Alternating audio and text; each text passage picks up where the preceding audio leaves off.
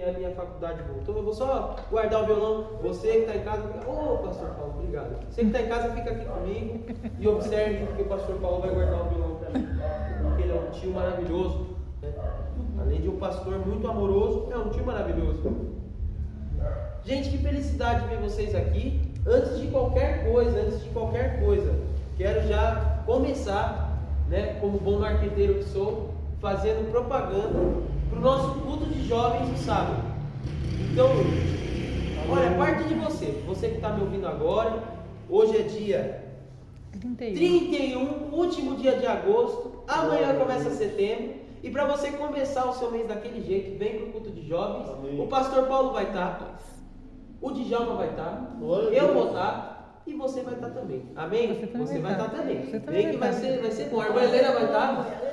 Glória a Deus. Por quê? Porque todos somos jovens em Jesus Cristo, amém? Amém. Então vamos todos estar aqui. Amém. Que felicidade, Eu estou muito feliz porque eu creio que Deus vai fazer grandes coisas aqui, amém, nesse lugar, e a preparação para o culto de sábado começa hoje. Amém. Amém? Amém? Aquilo que nós queremos viver no futuro começa no nosso presente. Amém. Você começa a fazer agora o que você quer vivenciar no futuro.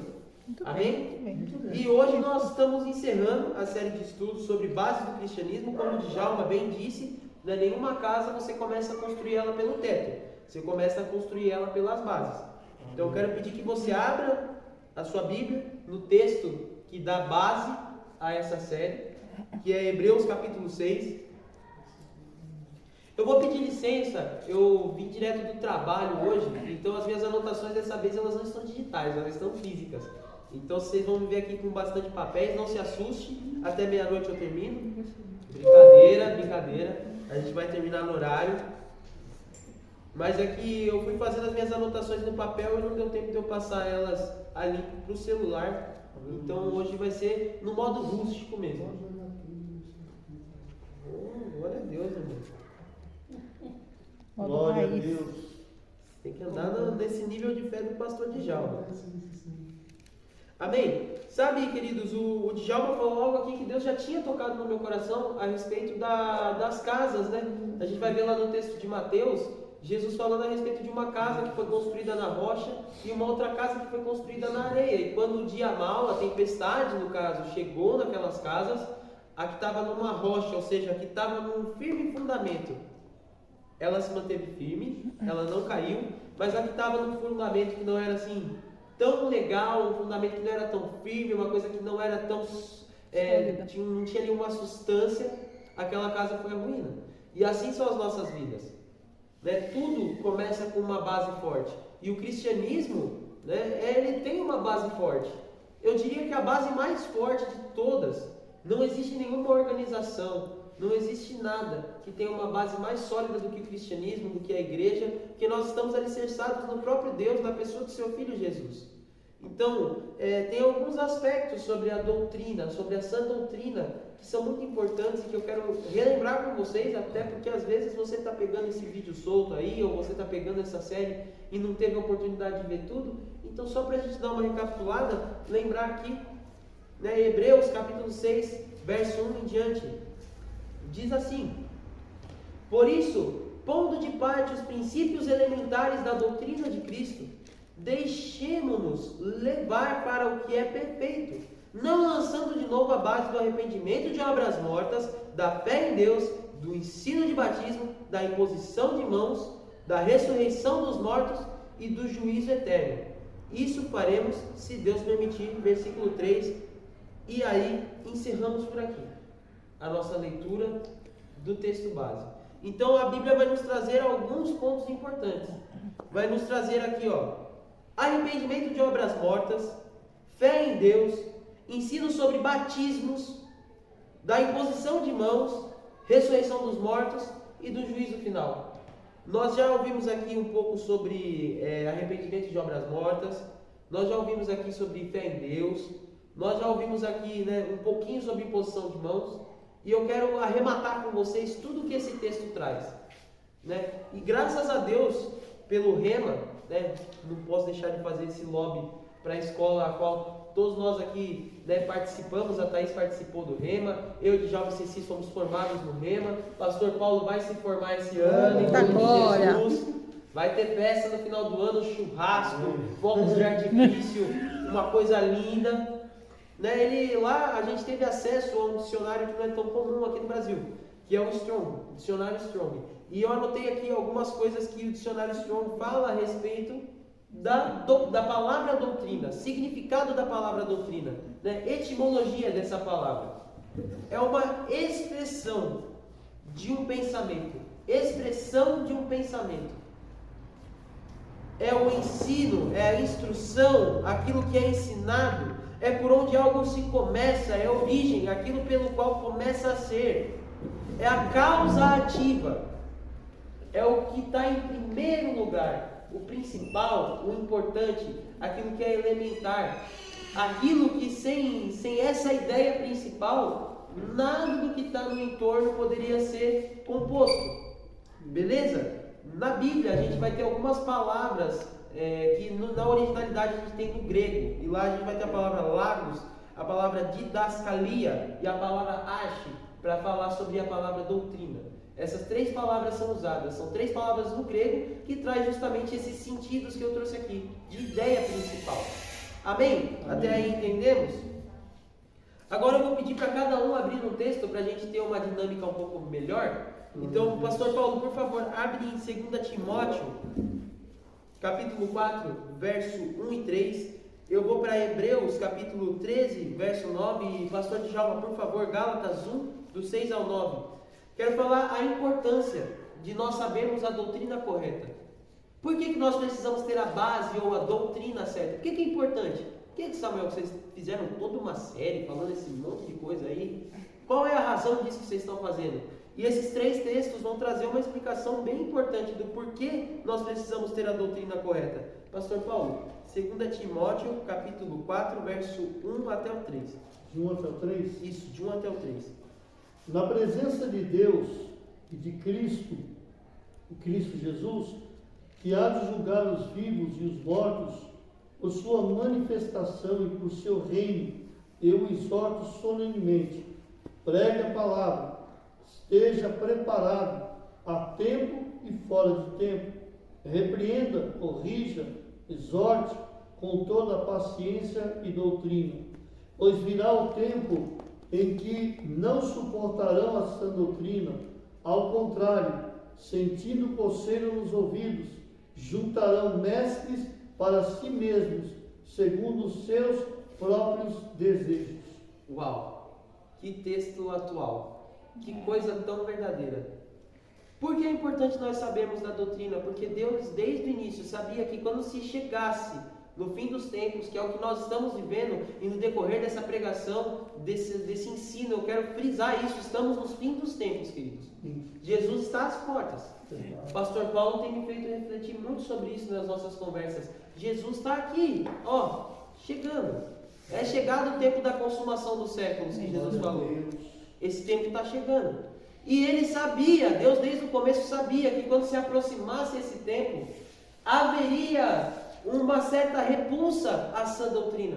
Por isso ele fala para Timóteo, olha Timóteo, e essa fala dele para Timóteo serve para nós também.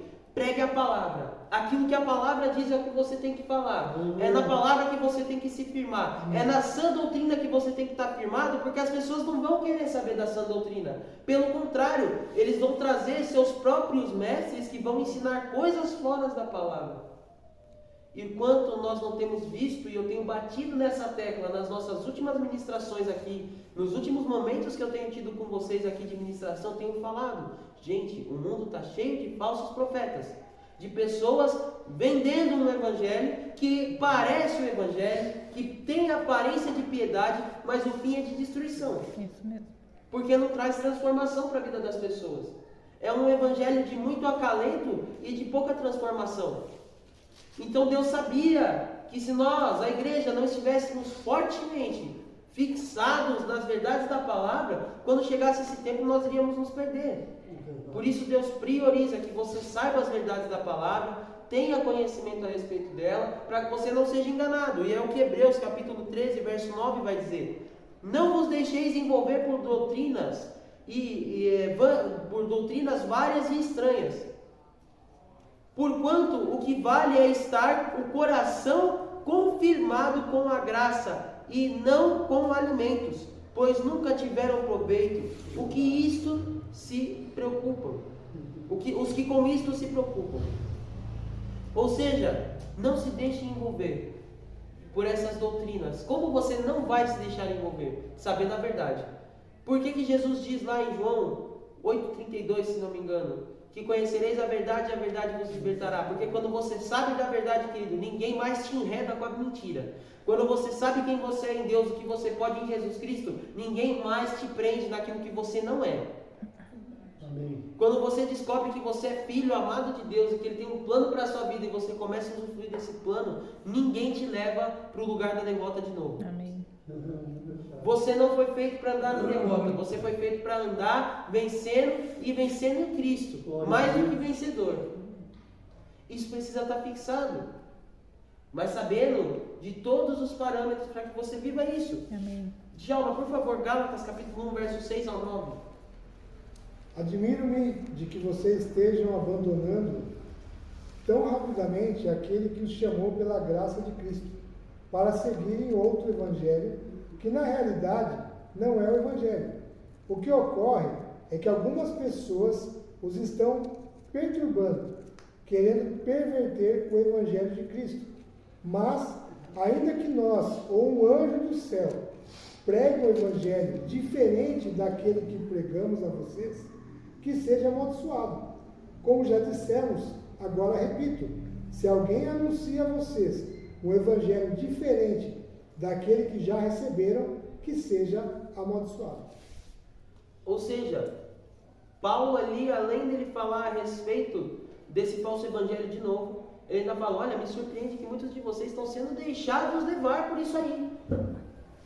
Então a gente tem um cenário que o valor das bases do cristianismo para a igreja é plena certeza daquilo que nós cremos. Então se você estiver aí anotando em algum lugar, fique à vontade, anote aí. Plena certeza. Por que saber das bases? Plena certeza do que nós cremos. Firme convicção. Lembra? Fé? Firme convicção daquilo que você crê. Com firme convicção ninguém te abala. Ou seja, com essa plena certeza, você é blindado do engano. E você alcança um nível de maturidade espiritual. Até porque, se você não tem a base, como você constrói todo o resto? Então, a partir do momento que você tem uma base muito bem estabelecida, você tem ali a sua base de decolagem para você voar em Deus. Quando você tem esses princípios elementares bem fundamentados da sua vida, meu irmão, o céu não é o limite para você. A glória de Deus te faz voar. Então, você cria uma certeza dentro de você a respeito do que você crê. Você, então, não é enredado por mentiras e você voa na presença de Deus. Você alcança aquilo que nós chamamos de maturidade na fé. Maturidade na fé. E como saber, né, se a doutrina que está sendo me passada, de fato é uma doutrina cristã, é uma doutrina bíblica, é uma base realmente do Evangelho? Como que eu sei disso? Eu destaquei aqui algumas coisas que a minha experiência de vida e aquilo que as pessoas que estão ao meu redor sempre me ensinaram. Uma coisa que o meu pai sempre me ensinou, Pastor Val, né? Confere o que a pessoa está falando, confere com o que está nas Escrituras. Então a base que essa pessoa está falando, esse fundamento, essa ideia da Bíblia que a pessoa está te passando, de fato ela tem contexto com a Bíblia? De fato está escrito na Bíblia? Um exemplo, eu digo que você é curado, e de fato você é curado, e eu provo isso nas Escrituras, Isaías 53, porque o castigo que nos traz a paz estava sobre ele, e pelas suas pisaduras nós já somos sarados. Você é rico, você é próspero, Efésios capítulo 1, verso 3. Bendito Deus e Pai de nosso Senhor Jesus Cristo, que já vos abençoou com toda a sorte de bênção nas regiões celestiais. Aleluia. Então tudo que você fala de base ou daquilo que você é através da palavra, você tem texto, você tem a base bíblica para dizer que você é isso. Você é o que a Bíblia diz que você é. A Bíblia ela não contém a palavra de Deus, a Bíblia é a palavra de Deus. Então eu posso o que a Bíblia diz que eu posso. Diga isso comigo, eu posso o que a Bíblia diz que eu posso. E eu tenho o que a Bíblia diz que eu tenho. Amém. Amém. Então se alguém está falando uma coisa para você que vai contra a palavra de Deus, meu amigo, cuidado com isso aí. Está muito me parecendo uma falsa doutrina. Se atente ao contexto do texto. Isso é uma coisa que a gente aprende bem no Rema. Quem passou pelo banco do Rema sabe. Não é só ler o texto, mas é entender qual que era o momento histórico daquilo. O que estava acontecendo. Né? Qual que era, se estamos falando de Velho Testamento, qual que é o contexto da Velha Aliança? Sabendo que hoje a gente está numa nova aliança, a gente vive na época da graça e não da lei. Então todo o contexto da passagem que está sendo lida tem que ser levado em consideração também. Outra coisa, que aí já é mais com a minha mãe e com o pastor Paulo. O Espírito Santo e o seu Espírito que habita dentro de você. Ele também te revela a respeito de todas as coisas. Ele também, minha mãe sempre falou, filho, quando você quiser fazer alguma coisa, o pastor Paulo também, Samuel, quando você tiver para tomar uma decisão, pergunte a Deus se é isso mesmo. Porque o Espírito de Deus comunica com o seu Espírito. E aí você tem discernimento a respeito das coisas. Então, está na palavra de Deus? Se está na palavra de Deus, qual é o contexto? E o meu espírito com o Espírito de Deus estão conectados em paz a respeito disso? Pronto, você aí já tem toda uma ferramenta para se blindar daquilo que é mentira do diabo para tentar fazer você viver abaixo da linha da redenção. Abaixo ou acima também, né? Que hoje a gente tem pessoas que querem te levar para baixo da linha de redenção e pessoas que querem te levar para cima da linha de redenção como se você fosse um super-homem também. Então, Cristo nos traz para um equilíbrio. E justamente esses parâmetros que eu estou passando aqui vai fazer você ser uma pessoa equilibrada naquilo que diz respeito às verdades da palavra. Amém, amém. Assim você vai olhar para as histórias e você vai começar a entender. Eu vejo muitas pessoas, pastor Djalma, pastor Paulo, perguntando como que a gente consegue entender aquilo que a gente está lendo da Bíblia. Com essas coisas, queridos. Com o direcionamento do Espírito Santo, com o direcionamento do que a Bíblia diz. Então vamos pegar um exemplo básico aqui de um texto bastante conhecido, Salmo 23. Quem não conhece o Salmo 23? Então, a primeira coisa para você entender a Bíblia é você abrir a Bíblia, certo? Então você pega, abre no Salmo 23, você vai ler lá, o Senhor é meu pastor e nada me faltará. Está escrito isso na Bíblia. Aí você interpreta isso. Então, o Senhor é meu pastor e nada me faltará. Então, nada me faltará porque o Senhor é o meu pastor. Pronto, você tem o princípio básico da Bíblia, que você não tem falta de nada porque Deus é o seu pastor. Então, e isso comunica com o seu espírito. E quando isso comunica com o seu espírito e você coloca essa palavra que você leu e entendeu em prática, você começa a ver as coisas ao seu redor acontecendo de uma maneira diferente. Amém? Amém. E se você for parar para analisar todos esses pontos que nós falamos aqui, arrependimento de obras mortas, batismos, tudo tem a ver com Jesus. Jesus é o ponto central de tudo. Jesus é o ponto central do Evangelho. Não somos nós a humanidade.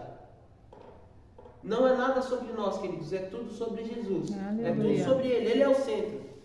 Glória a Deus. Nós podemos perceber que tem a ver com a figura de Cristo. São coisas que vêm de Deus e que têm comprovações verdadeiras. São comprovadamente verdadeiras.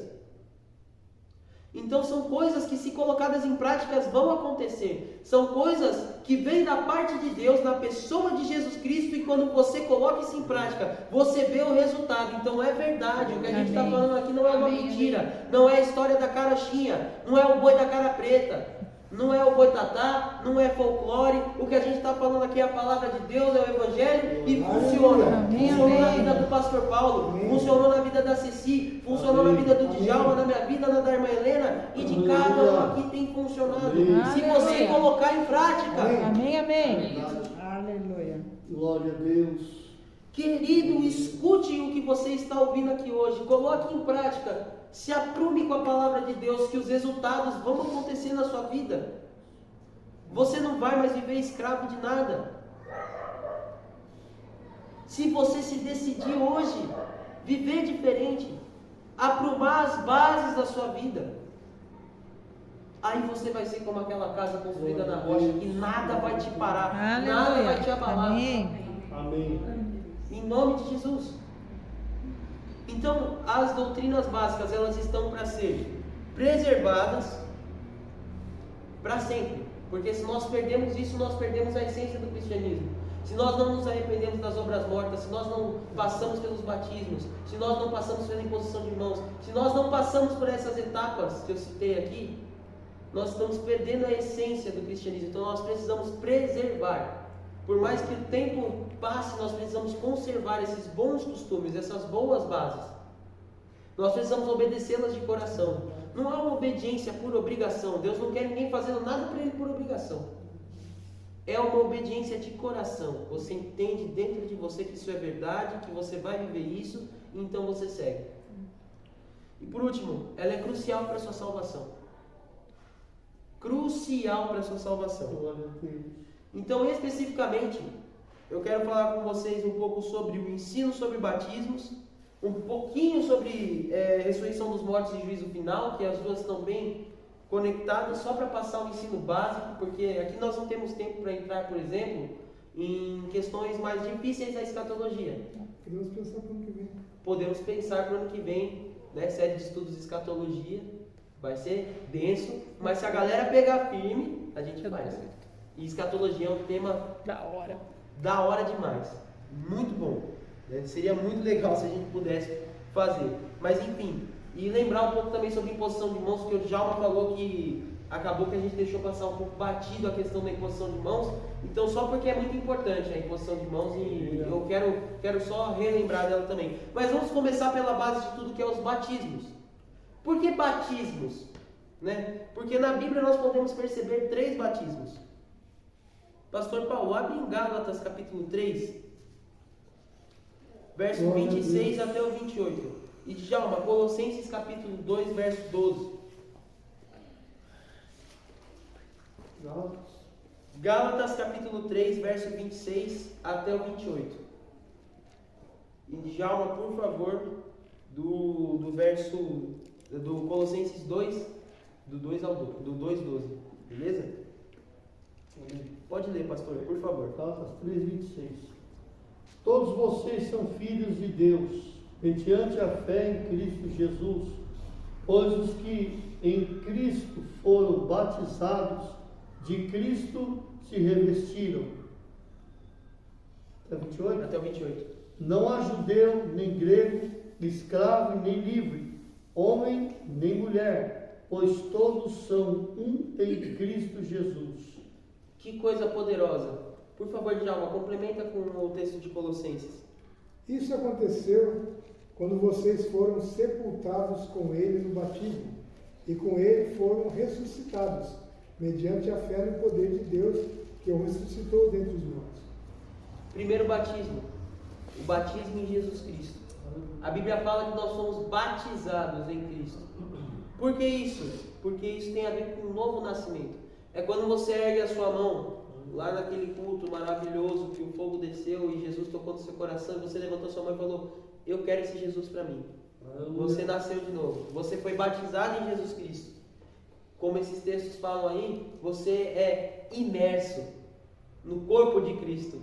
É um batismo, porque batismo, né, segundo o dicionário Vine, ele fala justamente sobre isso, sobre uma imersão, uma submersão e uma emersão, ou seja, ser colocado, ser enxertado, ser mergulhado. Quando você recebeu a Cristo, você foi mergulhado, enxertado, colocado no corpo de Cristo, na igreja. E aí, meu amigo, não tem raça, não tem origem, aí é todo mundo filho de Deus. Aleluia. Todos filhos de Deus, enxertados nessa família, nesse batismo poderoso. E depois nós vamos ter o batismo nas águas, que nós vemos que é uma ordenança bíblica. Eu não vou abrir em todos os textos, porque senão a gente não ia conseguir concluir aqui, mas a gente pode ver lá em Mateus capítulo 28, verso 19, né, Jesus sendo batizado, é uma ordenança bíblica. Deve acontecer depois do batismo em Cristo. Então, o batismo nas águas tem que acontecer depois de você nascer de novo. Então, primeiro você recebe a Cristo, depois você é batizado nas águas. Aqui nós temos uma ordem cronológica. Primeiro uma coisa tem que acontecer, depois outra acontece. Perfeito? Primeiro você recebe a Cristo, depois você é batizado nas águas. Você abriu em Mateus, pastor? Quer ler? Pode ler. 28, 19. 19. Portanto, vão e façam discípulos de todas as nações, batizando-os em nome do Pai, e do Filho e do Espírito Santo. Beleza. Então, uma ordenança bíblica.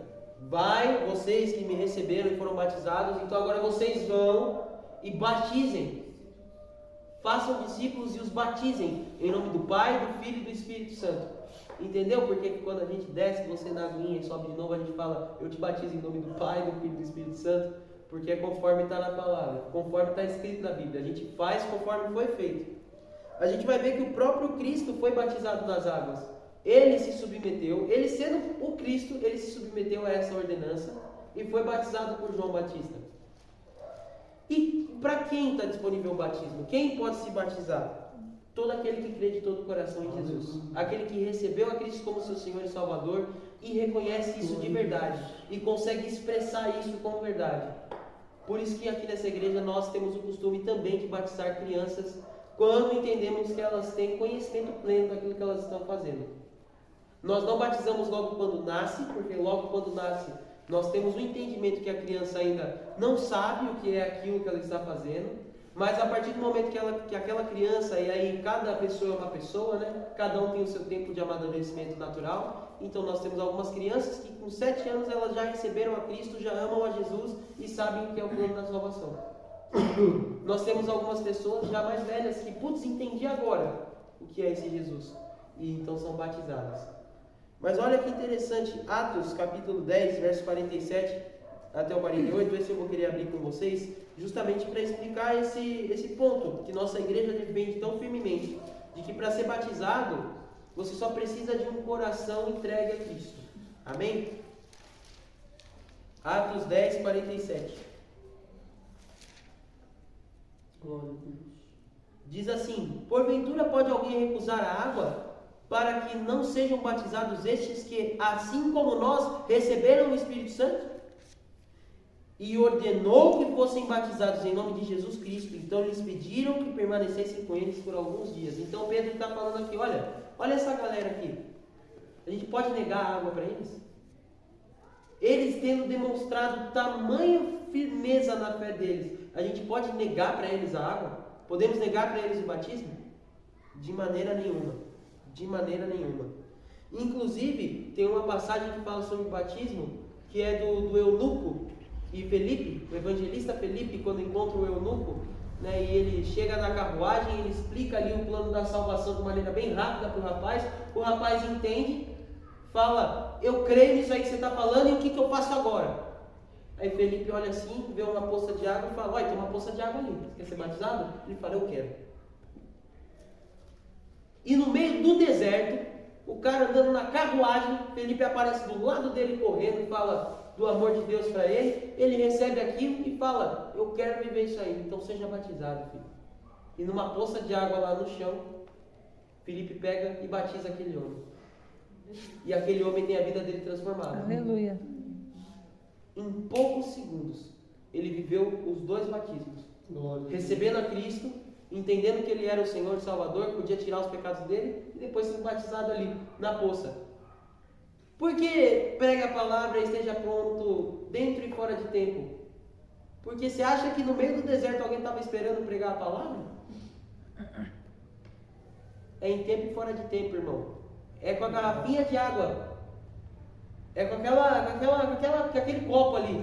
Se tem alguém que precisa ser batizado nas águas, não tem tempo ruim, meu irmão. Eu pego aquele copo d'água e falo, seja batizado. Se você entende de fato o que você está recebendo no seu coração, tome água, rapaz, e seja batizado em nome de Jesus. Amém.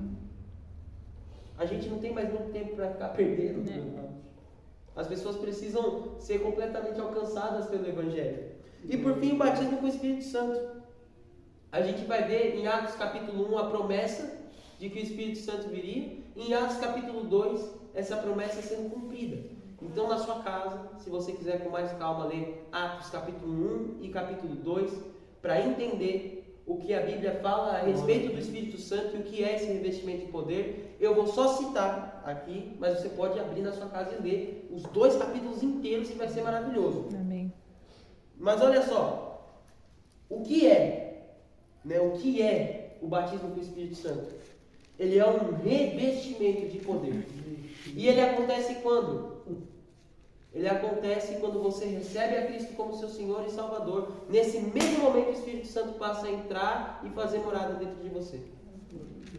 Então perceba, a primeira coisa que deve acontecer na sua vida é o batismo em Jesus Cristo. Amém. Perfeito? Entendemos isso? Amém. Nesse mesmo momento que você recebeu a Cristo, você recebeu o Espírito Santo como penhor da promessa. E depois você é batizado nas águas. Após isso, você é batizado nas águas. Beleza? Então a gente tem mais ou menos essa linha cronológica aí de que o batismo em Cristo e no Espírito Santo acontecem ao mesmo tempo. E o batismo nas águas acontece depois desses dois. Então você recebe a Cristo, entende Ele como seu Senhor e Salvador, você é revestido do poder e depois você é batizado nas águas. Para exemplificar isso, eu vou falar sobre casamento e namoro. O que acontece? Quando você começa a se relacionar com alguém, você começa pedindo em namoro. Aí você coloca uma aliança para mostrar, né, que você está namorando com aquela pessoa. Então, olha, isso aqui é a prova de que eu namoro com essa pessoa, eu tenho uma aliança. Eu, no caso, estou namorando, mas ainda não comprei a aliança, né? Mas, enfim, se você sentir no seu coração de me dar um par de alianças, brincadeira. Mas, enfim, e depois você tem o casamento. O casamento é quando você chama toda uma galera e fala, olha, eu amo essa pessoa mesmo, vou casar com ela. Então, quando você começa o seu relacionamento com Deus, o batismo em Cristo é como se fosse o começo do namoro. Amém. O Espírito Santo é como se fosse a aliança, porque ele é aquilo que evidencia que você está relacionado com Cristo. E o batismo nas águas é o casamento, é quando você faz a celebração, a festa, aquilo lá que você mostra publicamente a decisão que você teve já dentro de você. No seu interior você já amava aquela pessoa, mas agora com o casamento você está deixando isso público, você está externando. Então é dessa mesma forma. Quando você recebe a Cristo, você recebe também o Espírito Santo, que é a aliança que você tem com Deus. Ele é a prova da aliança que você tem com Deus. E você tomou uma decisão interna. Mas quando você decide se batizar, você toma uma decisão externa de mostrar para o mundo que você é de Jesus. Amém. Amém? Amém? E você vai ver lá em Atos capítulo 2, do verso 1 ao 4, que a evidência do falar em outras... que a evidência do batismo com o Espírito Santo é o falar em outras línguas. Isso significa que se você não fala em outras línguas, você não tem o Espírito Santo? De maneira nenhuma. O Espírito Santo está em você. Amém. Mas existem algumas coisas muito importantes sobre o falar em outras línguas que você precisa saber. Então eu quero pedir que você abra comigo em 1 Coríntios capítulo 14, verso 4. 1 Coríntios capítulo 14, verso 4. Por que eu devo falar em outras línguas?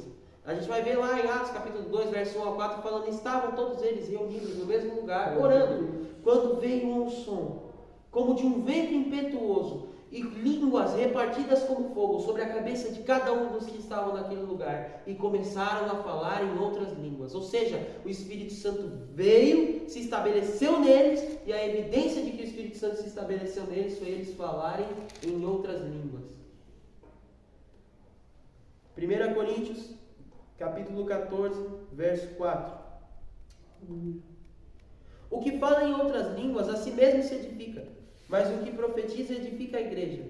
Vamos nos deter na parte A do versículo. O que fala em outras línguas fala para a sua própria edificação.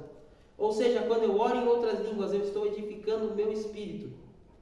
Por isso é importante falar em outras línguas. A gente não quer que você fale em outras línguas, querido, para ficar muito bonito, muita gritaria, para você falar uma língua assim muito, nossa, diferente, uma coisa. Não, é para você edificar o seu próprio espírito. Para que o seu espírito comunique ao Espírito de Deus com mais exatidão, porque às vezes com nossas próprias palavras nós nem sabemos como falar. Mas quando eu começo,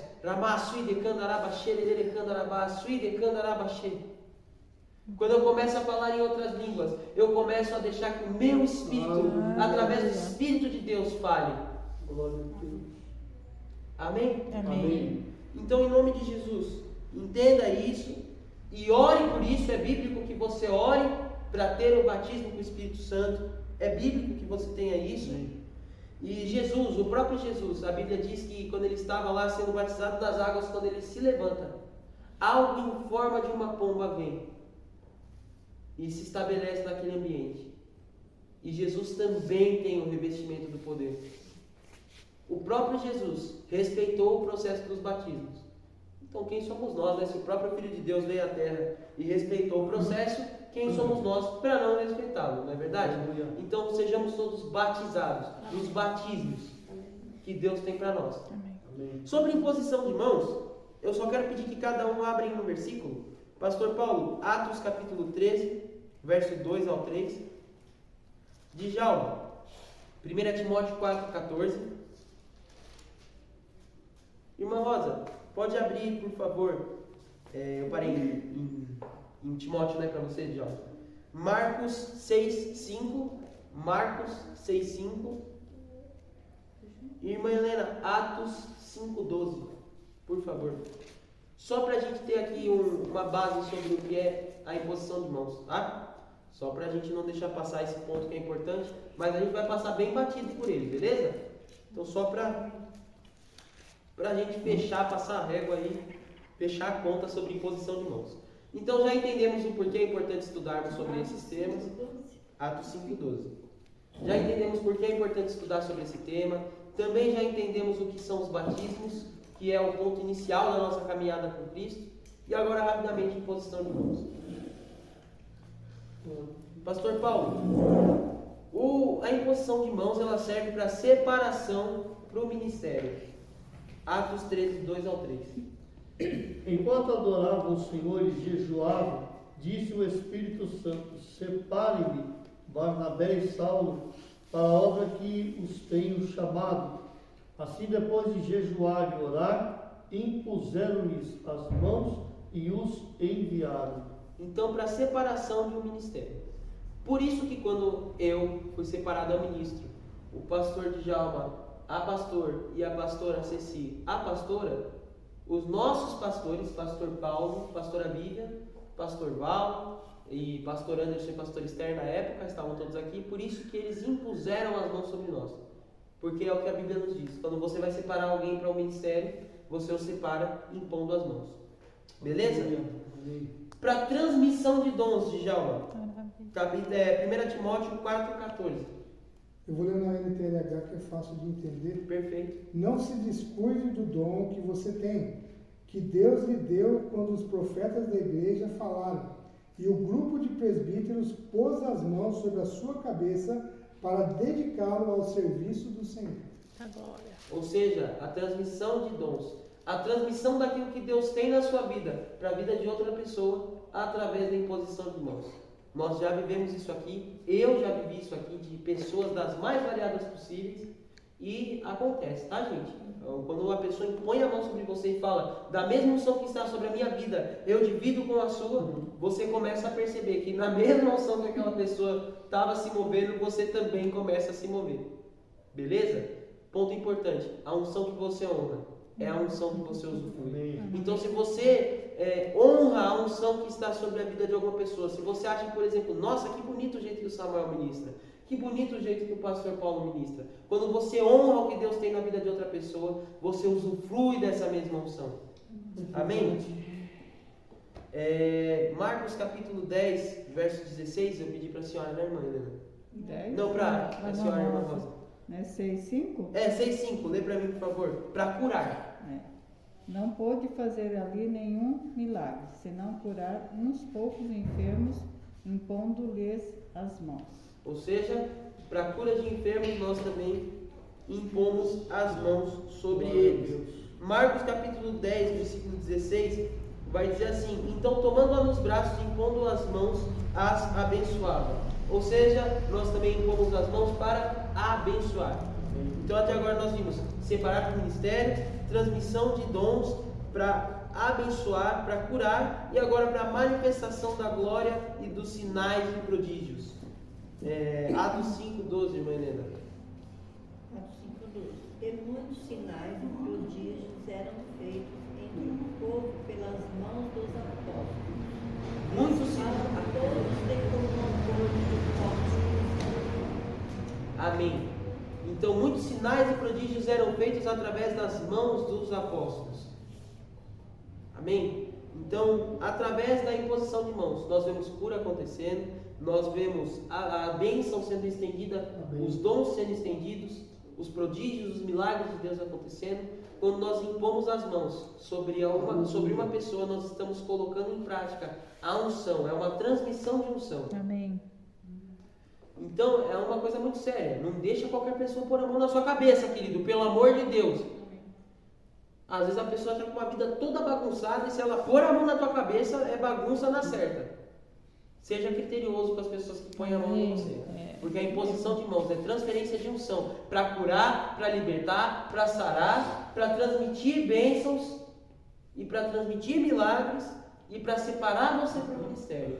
Então todas essas coisas estão no poder da imposição de mãos.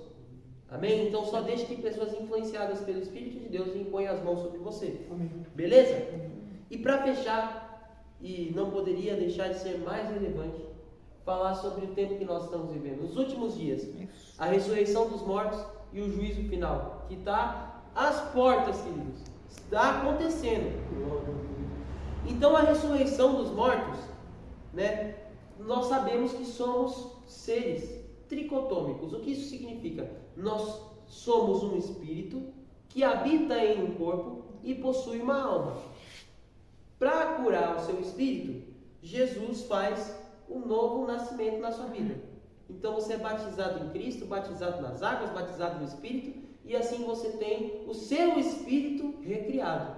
E assim o seu espírito está salvo. A sua alma, a gente vai ver lá em Romanos 10, Paulo falando sobre a transformação, a renovação da sua mente pela palavra.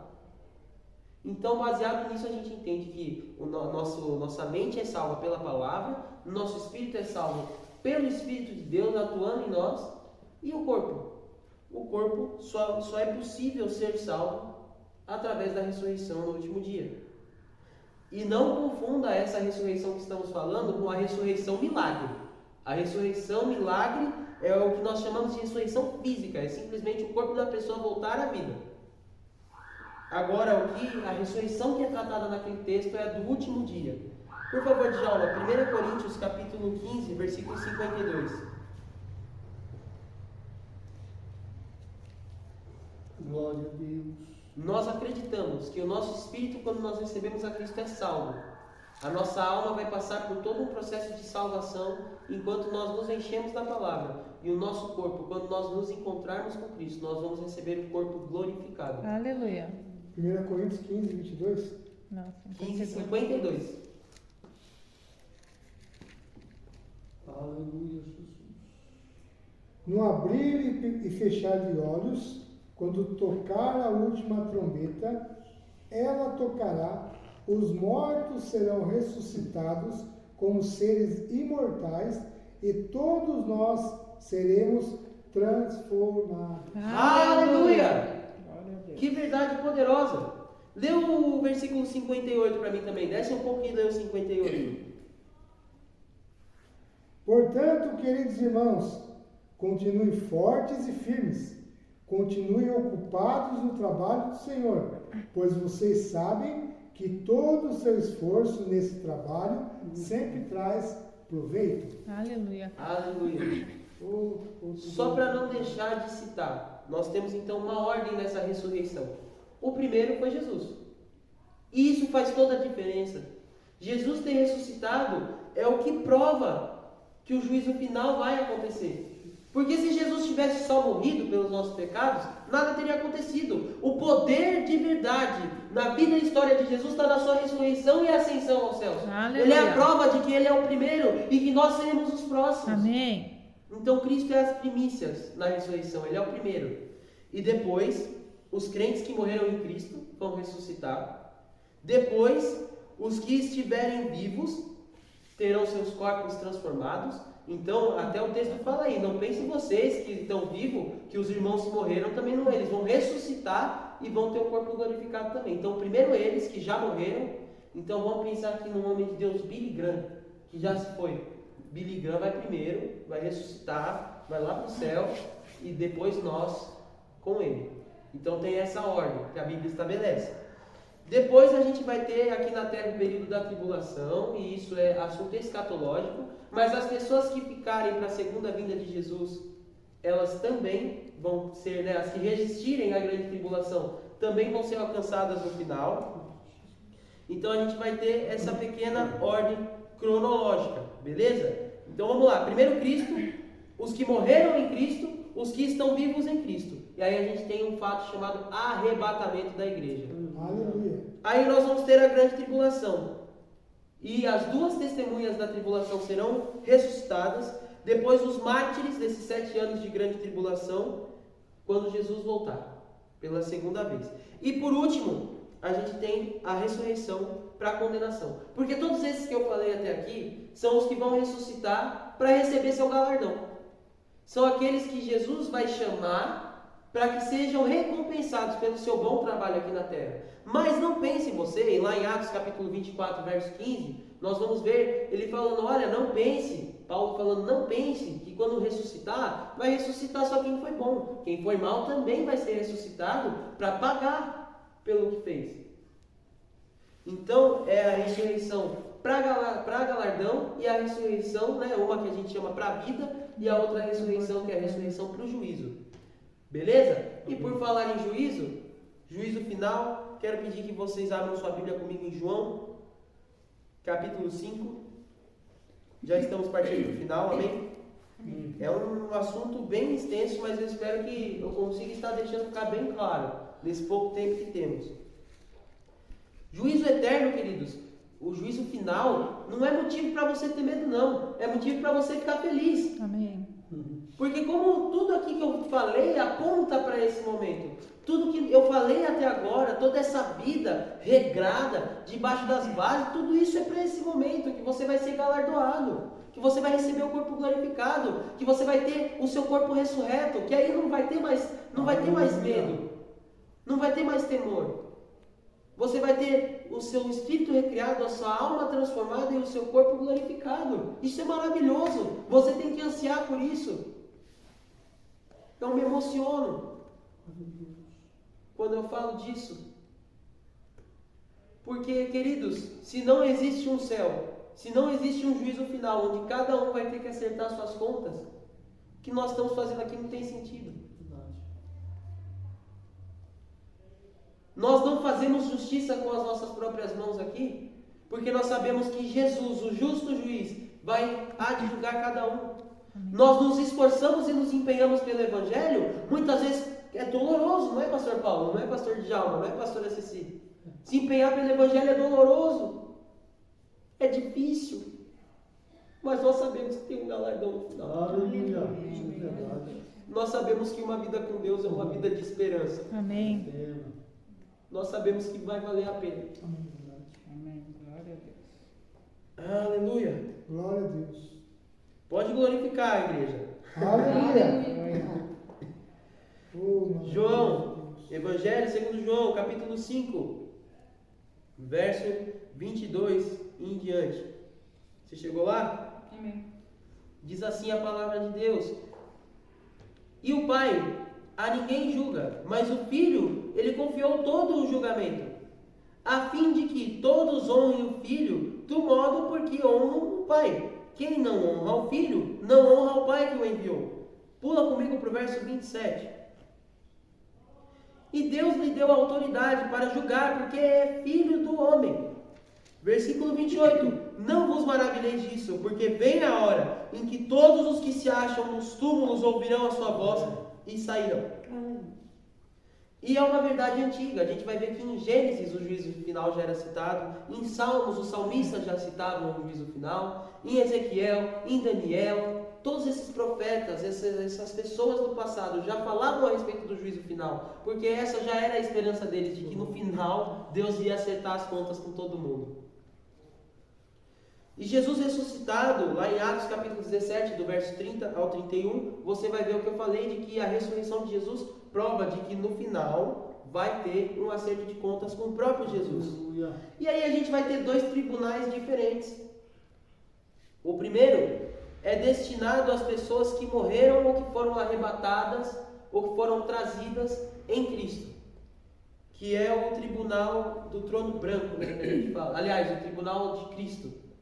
Né, a gente tem os dois tribunais, o tribunal de Cristo, que é para a igreja, e o do trono branco, que é para julgar as ações e atitudes das demais pessoas que morreram sem Cristo. Né? Então, se você se considera uma pessoa, né, salva de verdade, se você se considera uma pessoa que recebeu a Cristo e tem vivido de acordo com as coisas que Cristo proporciona para você, né, vivido debaixo da palavra, se prepare, porque o julgamento que você vai passar é o tribunal de Cristo, que é o julgamento da igreja. É nesse tribunal que a gente vai ver aquele texto que fala sobre as nossas obras, elas vão ser passadas pelo fogo. As que o fogo consumia, aquelas que você não fez de coração. Por isso que nós falamos aqui desde o começo sobre a inteireza de coração. Porque você precisa fazer as coisas com inteireza de coração, porque ser salvo não é tudo. Há uma recompensa no final. E Deus é justo. E essa recompensa no final vai ser de acordo com a inteireza de coração que você teve aqui na terra. É possível que muitas pessoas sejam salvas, mas que nem todas tenham o mesmo galardão. Talvez a pessoa que no último momento da sua vida recebeu a Cristo, ela seja realmente salva. Mas ela não vai ter o mesmo galardão que uma pessoa que viveu a sua vida inteira para Cristo. Por isso vale a pena. Por isso Deus é justo e deixa a sua justiça muito bem explicada. Pastor Paulo, abre em Apocalipse, capítulo 22, versículo 12, que eu estou gostando da sua leitura hoje. Apocalipse 22, 12. Que vai falar sobre esse julgamento do tribunal de Cristo, que é o juízo antes da segunda vinda, para as pessoas que foram arrebatadas em Cristo ou que morreram em Cristo. Eis que vem em breve, a minha recompensa está comigo, e eu Aleluia. retribuirei a cada um de acordo com o que fez. É a respeito disso que nós estamos falando. Eu estou voltando, vou trazer, né, trago comigo a recompensa. Jesus falando, pode vir com o Pai, que o Pai está com a recompensa de todo o esforço que você teve aqui na terra. Aleluia. Então vale a pena, se você está vivendo por Cristo, continue vivendo por Cristo. Amém. Se você não começou ainda, meu querido, comece agora, porque Ele está vindo com a recompensa. Amém. Aleluia.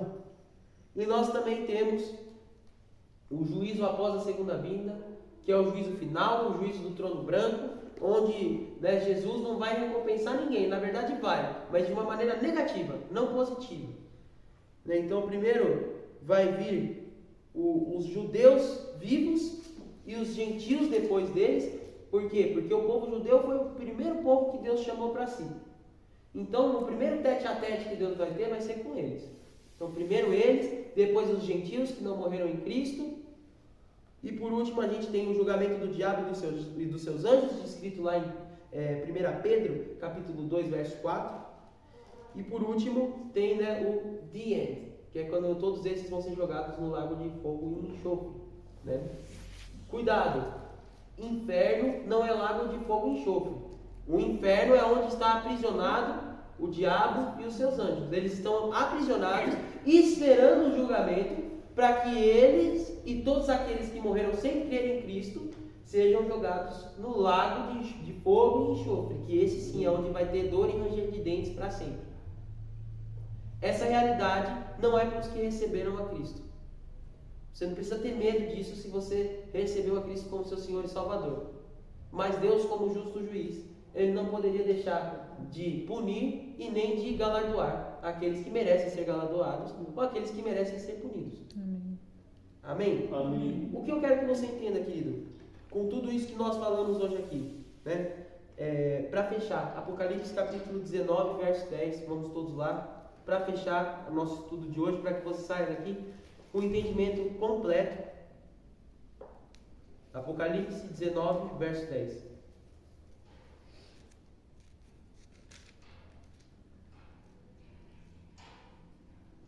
Por que nós precisamos ter esse conhecimento de todas essas coisas que nós falamos aqui?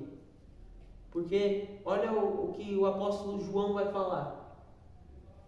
Prostrei-me ante os pés dele para adorá-lo. Ele, porém, me disse: vê, não faça isso. Sou conservo teu e dos teus irmãos que mantêm o testemunho de Jesus. Adora a Deus, pois o testemunho de Jesus é o espírito da profecia. Ou seja, o que ele estava falando a respeito daquelas revelações do Apocalipse? Olha, meu querido, isso aqui é o espírito de Jesus falando com você. Eu sou um anjo, eu sou servo e estou aqui para ajudar vocês nessa caminhada aí também. Não me adore, adore a Deus, porque o testemunho que vocês têm falado. Sabe que o apóstolo João, ele estava no final da vida dele, na ilha de Patmos. Muitos dos irmãos dele já tinham morrido.